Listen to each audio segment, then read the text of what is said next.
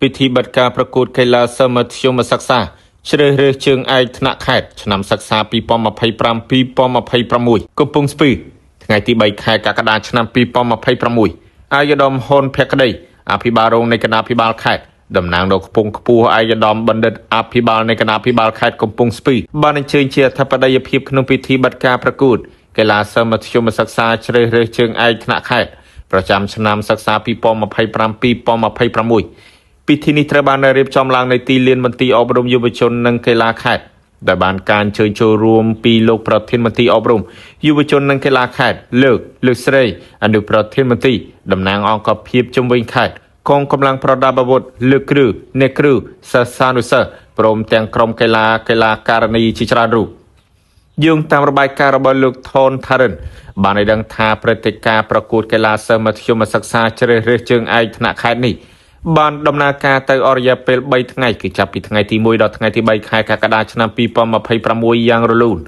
និងមានសណ្ដាប់ធ្នាប់ល្អការប្រកួតនេះធ្វើឡើងក្នុងគោលបំណងលើកកម្ពស់វិស័យកីឡាក្នុងចំណោមស្រទាប់យុវវ័យនិងសិស្សានុសិស្សព្រមទាំងដើម្បីជ្រើសរើសជើងឯកដែលមានសមត្ថភាពឆ្នើមតំណាងឲ្យខេត្តកំពង់ស្ពឺទៅចូលរួមប្រកួតប្រជែងក្នុងព្រឹត្តិការណ៍ថ្នាក់ជាតិក្នុងឱកាសនោះដែរឯកឧត្តមហ៊ុនភក្តីអភិបាលរងខេត្តបានសម្ដែងនៅការកោតសរសើរនិងវាយតម្លៃខ្ពស់ចំពោះគណៈកម្មការរៀបចំការប្រកួតមន្ទីរអប់រំយុវជននិងកីឡាខេត្តក៏ដូចជាលោកគ្រូអ្នកគ្រូនិងកីឡាករកីឡាករនីទាំងអស់ដែលបានខិតខំប្រឹងប្រែងរួមគ្នាធ្វើឲ្យព្រឹត្តិការណ៍នេះទទួលបានជោគជ័យយ៉ាងត្រចះត្រចង់ទន្ទឹមនឹងនេះឯកឧត្តមអភិបាលរងខេត្តក៏បានចូលរួមអបអរសាទរចំពោះក្រុមកីឡាករកីឡាករនីនិងសិស្សានុសិស្សដែលទទួលបានជ័យលាភីព្រមទាំងបានផ្ដល់ការលើកទឹកចិត្តដល់ក្មួយៗដែលមិនទាន់ទទួលបានជោគជ័យឲ្យបន្តខិតខំហ្វឹកហាត់បន្ថែមទៀតសម្រាប់ឱកាសក្រោយៗ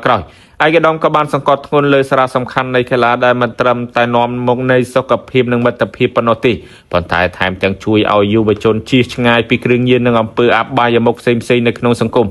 ជាមួយគ្នានេះផងដែរឯកឧត្តមអភិបាលរងខេត្តបានផ្ដល់អនុសាសន៍ដល់មន្ទីរអប់រំយុវជននិងកីឡាខេត្តត្រូវតែបន្តការអនុវត្តកំណែទម្រង់ស៊ីជម្រៅលើវិស័យអប់រំកាយនិងកីឡាដោយផ្អែកលើបរិបទនៃការរីកចម្រើនកីឡាជាតិនិងបរិបទនៃការរីកចម្រើនកីឡានៅក្នុងតំបន់ជំរុញចលនាយុវជនម្នាក់ចេះលេងកីឡាមួយប្រភេទយ៉ាងតិចប្រចាំជីវិតព្រមទាំងជំរុញការបង្កើនក្លឹបកីឡា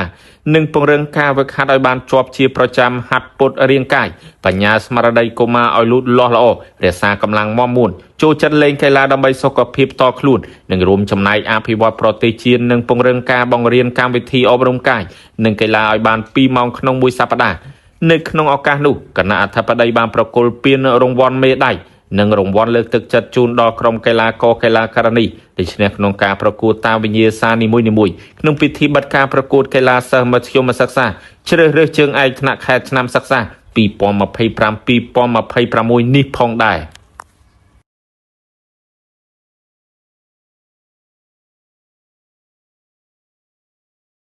យានដ្ឋានរដ្ឋាមានទទួលជួសជុលរថយន្តគ្រប់ប្រភេទជួសជុលធ្វើជើងគ្រឿងក្រោមម៉ាស៊ីនត្រជាក់ប្រព័ន្ធភ្លើងឆែកដោយកុំព្យូទ័រសារស៊ីម៉ាំងរថយន្តនិងតោនបាញ់ថ្នាំអាស័យដ្ឋាននៅភូមិអណ្ដូងច្រកឃុំអំពិលស្រុកកំពង់សៀមខេត្តកំពង់ចាមលេខទូរស័ព្ទទំនាក់ទំនង012 202 906 069 51 31 92 097 92 04 242